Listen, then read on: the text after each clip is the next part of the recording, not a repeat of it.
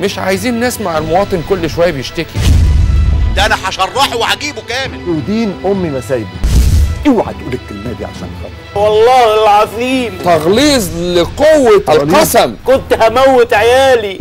ارحموا من في الارض يرحمكم من في السماء. هو انت بتعقد علشان تيجي تقوم فاتح الدرج الواحد وتقول له ارمي بياضك؟ المال العام ينهب وما بتحصلوهوش وجايين تكسروا الغلابه امال جلاليب وشبشب. حسبي الله ونعم الوكيل فيكم. ما يحملش الامن مسؤوليه، الامن ما ينزلش عماره فيها حد ساكن. كل ده بسبب السكن ينعل ابو البيوت. انا هعمل عشه في الشارع وهقعد بامي واخواتي. ايا كان عمرنا ما هنتنازل. عينينا يا حكومه يا ام الغلابه. انا بقول المسؤول يرد. ما ينفعش احنا فين كده.